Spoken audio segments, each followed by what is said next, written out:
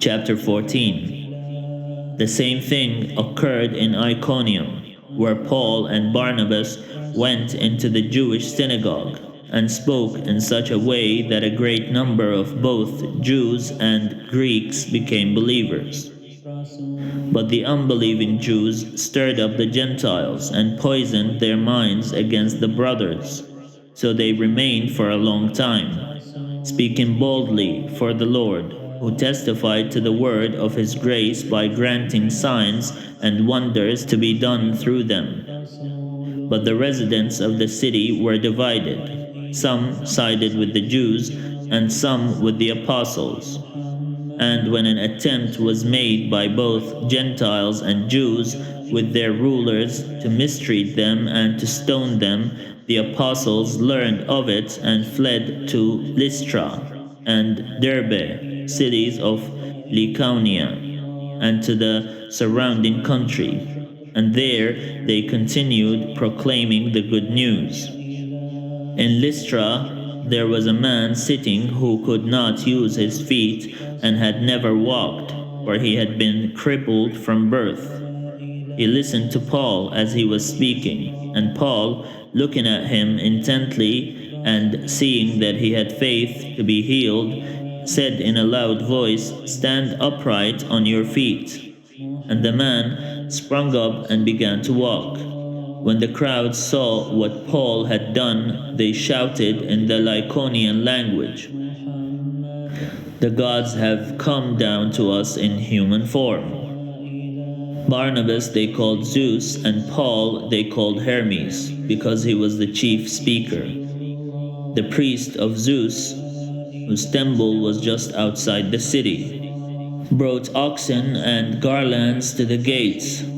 He and the crowds wanted to offer sacrifice. When the apostles, Barnabas and Paul, heard of it, they tore their clothes and rushed out into the crowd, shouting, "Friends, why are you doing this? We are mortals just like you, and we bring you good news, that you should turn from those worthless things to the living God, who made the heavens and the earth and the sea and all that is in them. In past generations he allowed all the nations to follow their own ways, yet he has not left himself without a witness in doing good, giving you rains from heaven and fruitful seasons, and filling you with food and your hearts with joy." Even with these words, they scarcely restrained the crowds from offering sacrifice to them.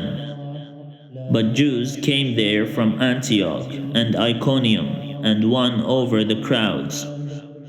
Then they stoned Paul and dragged him out of the city, supposing that he was dead.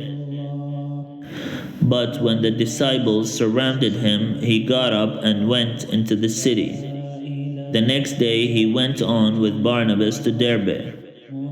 After they had proclaimed the good news to the city and had made many disciples, they returned to Lystra, then on to Iconium and Antioch. There they strengthened the souls of the disciples and encouraged them to continue in the faith, saying, "It is through many persecutions that we must enter the kingdom of God." And after they had appointed elders for them in each church, with prayer and fasting they entrusted them to the Lord, in whom they had come to believe.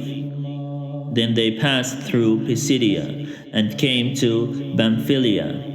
When they had spoken the word in Perga, they went down to Attalia. From there they sailed back to Antioch, when they had been commended to the grace of God for the work that they had completed. When they arrived, they called the church together and related all that God had done with them, and how he had opened the door of faith to the Gentiles. And they stayed there with the disciples for some time.